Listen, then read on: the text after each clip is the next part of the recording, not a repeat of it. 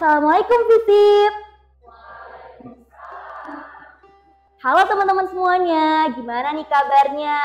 Semoga teman-teman semua yang lagi nonton sehat walafiat ya. Alhamdulillah kita sudah memasuki bulan Ramadan dan akhirnya Visip TV hadir kembali dengan program Assalamualaikum Visip. Oh iya teman-teman, kalian tuh ngerasa nggak sih kalau misalnya bulan Ramadan nih datangnya cepet banget? Awal bulan Maret kita udah puasa. Nah, aku mau tanya sama teman-teman semua, puasanya aman nggak? Harusnya aman dong ya. Dan satu hal yang mau aku kasih tahu juga ke teman-teman yang nggak kalah penting, yaitu menjaga kesehatan gigi dan mulut. Karena pada topik yang akan kita bahas hari ini, yaitu menjaga kesehatan gigi dan mulut, khususnya mengurangi bau mulut. Bersama aku, Nunu Aprilianti dari jurusan Ilmu Politik Angkatan 2024 di beberapa menit ke depan. Jadi, pastiin ya teman-teman harus nonton videonya sampai akhir. Halo teman-teman, balik lagi nih sama aku di Assalamualaikum Visip. Oke teman-teman, untuk menjawab rasa penasaran teman-teman di rumah tentang topik yang tadi udah aku spill di depan, kita hari ini udah kedatangan 2 bintang tamu yang luar biasa banget. Nah, kita langsung aja ke bintang tamunya, yaitu Ibu Dr. Gigi Masriana Yasin dan juga Pak Cipto Subroto. Halo Pak dan Ibu, selamat datang. Apa kabar Bapak dan Ibu? Alhamdulillah baik. Alhamdulillah baik. Ya, Pak. Dan kondisi puasa seperti ini harus tetap semangat gitu. Semangat. Tapi sebelum nanti kita masuk pembahasan nih Pak dan Bu, mungkin boleh dong diperkenalkan ke teman-teman di rumah namanya siapa? Mungkin boleh dari Ibu Dokter terlebih dahulu. Baik, terima kasih. Iya. Perkenalkan, nama saya Dr. Gigi Masriana Yasin, spesialis prevensia dari RSGMP Unsur. Boleh Bapak. Oke, terima kasih. Perkenalkan, saya Cipto Subroto. Saya mewakili manajemen di bidang umum dan keuangan. Wah, luar biasa banget ya teman-teman. Kita hari ini kedatangan expert yang bekerja di RSGMP Unsur. Nah, buat teman-teman di rumah, tahu nggak sih RSGMP Unsur ini apa? Jadi aku mau jelasin nih. RSGMP Unsur ini adalah singkatan dari Rumah Sakit Gigi dan Mulut Pendidikan Universitas Jenderal Sudirman yang beriringan dibangunnya dengan program studi kedokteran gigi pada tahun 2013. Jadi udah lama banget ya teman-teman. Dan RSGMP Unsur ini sendiri juga rumah sakit khusus yang menyelenggarakan pelayanan kesehatan gigi dan mulut tipe B dan sudah terakreditasi paripurna oleh KARS dan oleh LAFI pada tahun 2022. Wah, keren banget, keren banget. Baik, sebelum kita membahas topik yang utama nih, teman-teman harus banget ya nonton videonya sampai akhir karena pasti banyak banget insight yang akan teman-teman dapat terutama saat bulan puasa. Bagaimana sih kita cara menjaga kesehatan gigi dan mulut terutama mengurangi bau mulut. Begitu. Tanpa berlama-lama lagi, kita langsung masuk aja ke pertanyaan. Nah, Pak dan Bu, saya mau nanya nih beberapa pertanyaan. Yang pertama, saya mau nanya kepada Ibu Dokter Gigi Masriana juga Pak Cipto. Untuk keduanya nanti boleh dijawab bergantian. Mungkin Pak Cipto terlebih dahulu. Pertanyaannya, ada nggak sih Pak tips-tips kesehatan umum untuk menjaga kesehatan gigi dan mulut? Ya, kalau dari saya ya, ini untuk kesehatan gigi dan mulut itu kita perlu kembali review bahwa masyarakat kita itu masih punya sesuatu yang menjadi dogma bahwa saya akan ke dokter gigi ketika sakit gigi. Nah, ini harus dibuang, harus diganti. Saya harus periksa gigi sebelum sakit. Nah, gitu. Tapi kalau untuk teknisnya, Dok Masriana, silakan Dok. Ya, saya itu aja. Oke. Baik. Untuk tips menjaga kesehatan gigi secara umum, 1. Jagalah kesehatan gigimu dengan menggosok gigi 2 kali sehari. Pada saat bulan puasa ini, menggosok gigi pada saat setelah makan sahur dan sebelum tidur malam. 2. Gunakan dental floss, benang gigi, untuk membersihkan sela-sela gigi, agar sisa makanan yang tertinggal di bagian sela-sela gigi bisa dibersihkan. 3. Kunjungi dokter gigi tiap 6 bulan sekali. 4. asupan yang bergizi, tinggi protein, tinggi serat, tinggi karbo, dan air akan membantu tubuh kita lebih berenergi. Kemudian, melakukan perawatan ke dokter gigi untuk mendapatkan gigi yang sehat dan paripurna. Begitu ya teman-teman, jadi jangan cuma sikat gigi aja. Kalian tuh nanti kiranya kalau sikat gigi aja tuh udah cukup. Tapi enggak ya teman-teman, datanglah ke dokter gigi sebelum sakit gigi. Gitu teman-teman. Itu kan Pak? Ya, betul. Nah, untuk pertanyaan selanjutnya nih Pak. Kita kan sebagai mahasiswa kadang kayak tidurnya kemalaman karena kan kita juga ngerjain tugas dan segala macamnya, jadi bangun sahurnya pun telat gitu, makannya buru-buru, sikat giginya buru-buru, bahkan kayak udah mau imsak kita baru sikat gigi, baru selesai makan bahkan. Nah, ada nggak sih dari Bu Dokter Masliana tips untuk menyikat gigi agar tidak ada makanan yang tertinggal di gigi-gigi kita seperti itu? Oke, Bisa dong. cara menggosok gigi berarti ya. Baik, di sini saya membawa model ya, untuk membantu sahabat-sahabat di sini membantu membersihkan gigi. Kita menggunakan dua metode modifikasi, yaitu metode Spillman dan metode Best. Di mana kita menggosok gigi di bagian oklusal lebih dulu, di bagian tengah, dengan sikat gigi yang sesuai. Satu, bagian tengah, maju mundur, kemudian maju mundur. Bagian dalam tempelkan bulu sikat di gusi, tekan, dorong ke atas. Tempelkan bulu sikat di gusi, tekan, dorong ke atas. Ini semua satu arah, tidak boleh bolak-balik. Ketika Anda balikkan ke dalam, maka sisa makanan akan masuk ke dalam. Maka keluarkan semuanya. Setelah bagian dalam, kemudian bagian atas. Maju mundur, kemudian bagian dalam, tempelkan bulu sikat di gusi, tekan, dorong ke bawah. Dari gusi ke gigi, dari merah ke putih. Ini semua satu arah. Lalu bagaimana dengan bagian depan? Bagian depan, ketika gigi kontak begini, jangan digosok. Kenapa? Sudut rahang di sini akan mengecil, sehingga Anda akan membuat sikat gigi menjadi kecil. Maju mundur, dan atas bawah. Dan ini yang akan membuat gusi kita turun semua. Sisa makanan tidak keluar, tapi malah masuk. Maka buka sedikit rahangnya, agar sudut rahang ini terbuka. Buka, kemudian disikat. Yang bawah ke atas, satu arah, dari gusi ke gigi, dari merah ke putih. Yang atas sama, dari merah ke putih, dari atas ke bawah, dari gusi ke gigi, sampai semua bagian tersikat dengan baik. Apakah hanya cukup ini saja? Tidak. Seperti yang saya sampaikan tadi, perlunya membersihkan di bagian sela-sela gigi. Dengan apa? Dengan benang gigi, dental floss. Nah, dental floss bisa didapatkan di supermarket terdekat ya. Bentuknya bisa benang begini atau bentuk stick. Yang ini digunakan untuk membersihkan di bagian sela-sela gigi, agar sisa makanan di dalam sela-sela gigi ini bisa keluar. Pada bagian-bagian tertentu, sikat gigi tidak mampu membersihkan di bagian yang sulit dibersihkan, apalagi kalau giginya kerudu. Maka perlu bantuan dental floss untuk membersihkan di bagian-bagian yang sulit dijangkau. Nah, ini yang harus kita lakukan. Dan ini jarang sekali dilakukan oleh orang Indonesia. Kalau di Jepang, SD pun mereka sudah menggunakan dental floss. Jadi perlunya kita mengedukasi bahwa pasien-pasien di sini menggunakan dental floss setelah menggunakan sikat gigi. Gitu. Seperti itu. Nah, buat teman-teman di rumah, coba kalian udah punya belum dental floss? Mungkin setelah nonton ini bisa langsung dibeli di supermarket terdekat dan langsung dipraktekin ya teman-teman.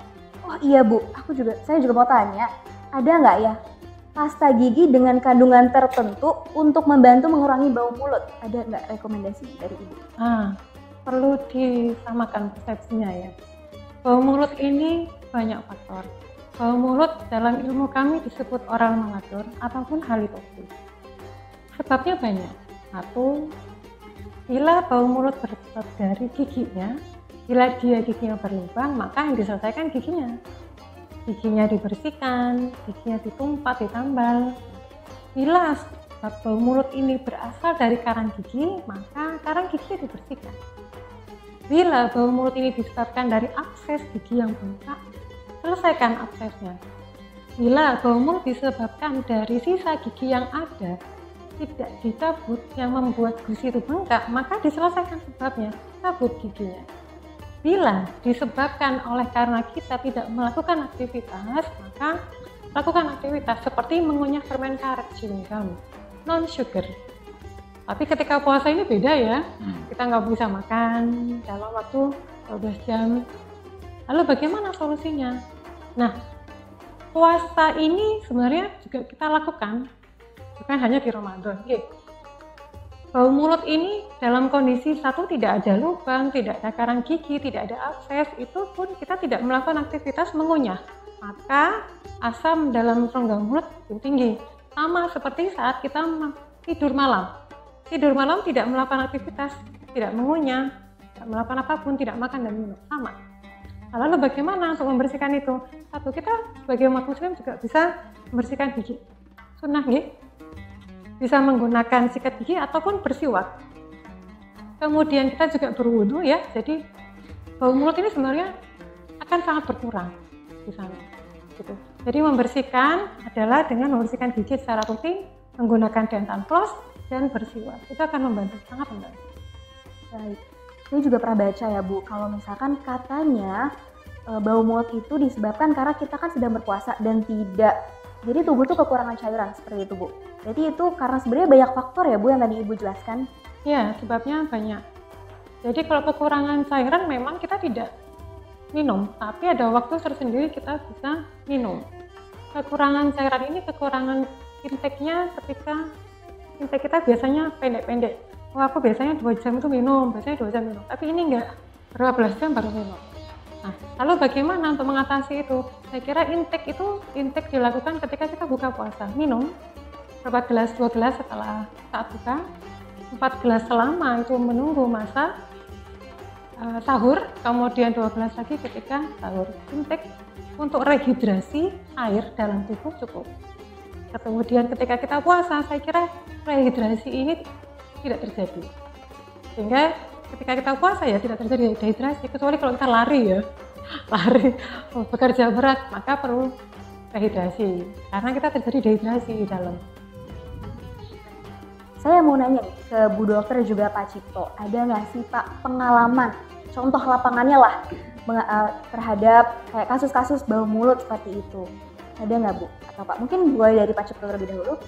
Ya, kalau untuk teknis ke itu mungkin saya tidak terlalu mengetahui ya, tetapi pada prinsipnya bahwa memang kita itu diwajibkan untuk selalu berikhtiar ya untuk menjaga kesehatan gigi mulut ya, dengan ada juga beberapa makanan yang memang menimbulkan bau yang tajam ya. Jadi mungkin itu juga perlu dihindari ya di bulan puasa ya, karena apapun tematiknya itu pasti itu juga ya. Kemudian kalau memang Dr. Masriani ini kan beliau spesialis perio ya.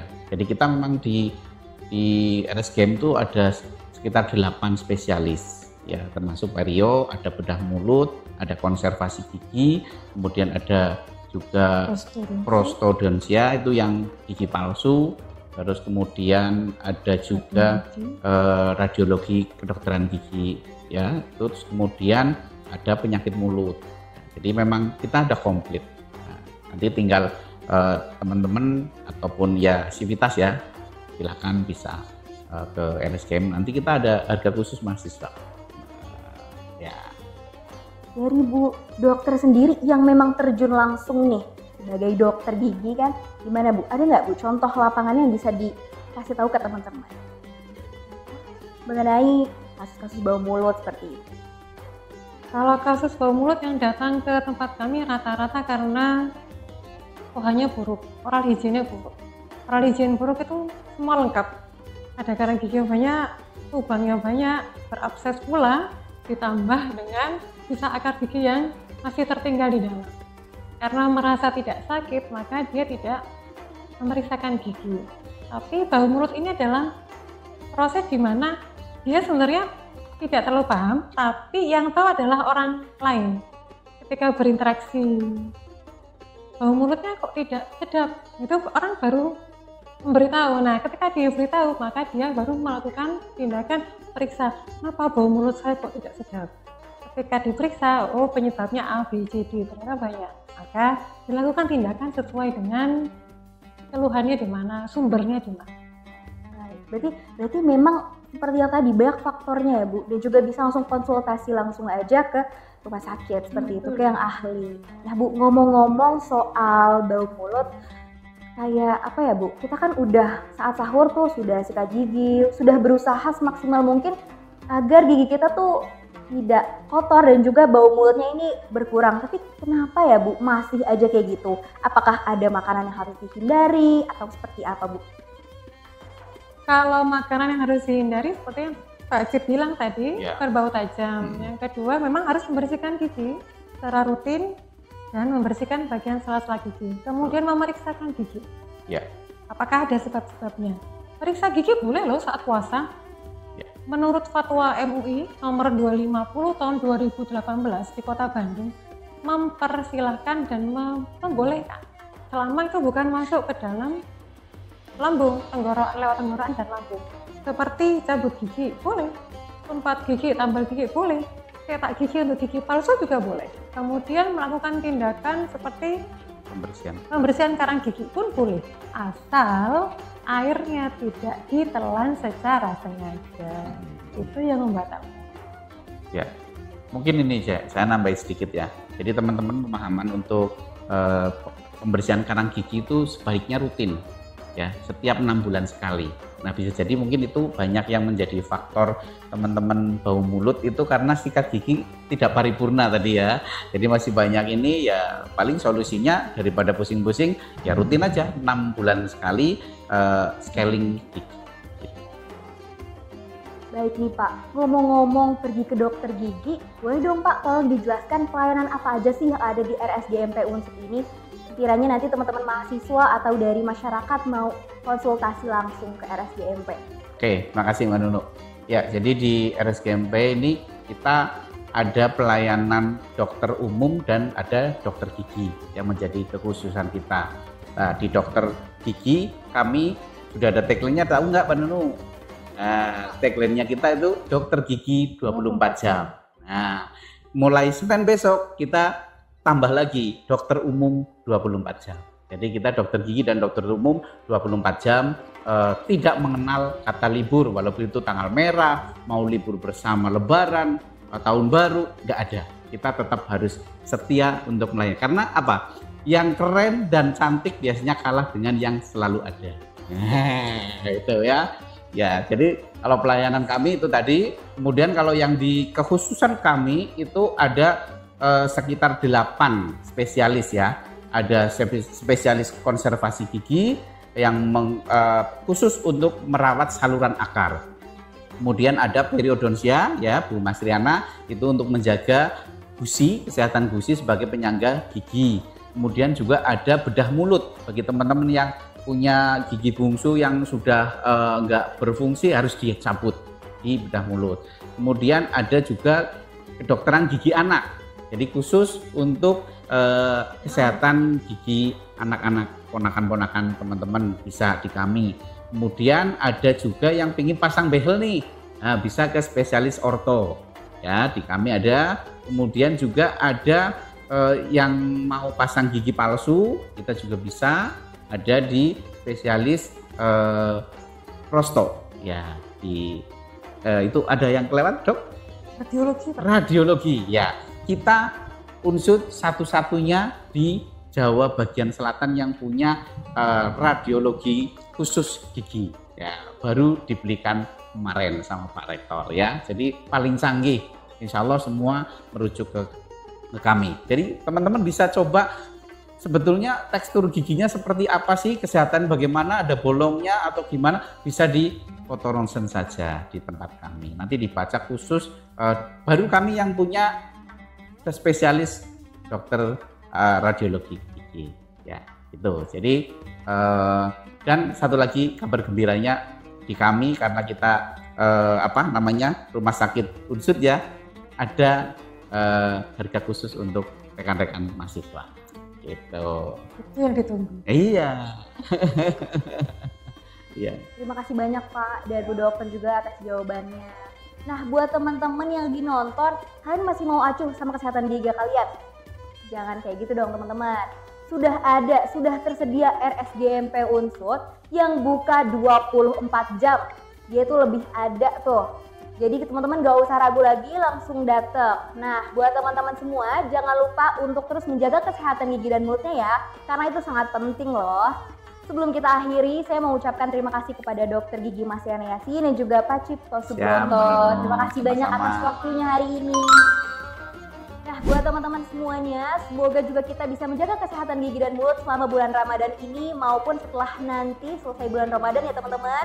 Untuk teman-teman semuanya, tetap jaga semangatnya dalam menjalankan ibadah puasa. Sampai jumpa di episode berikutnya di Assalamualaikum Fisik.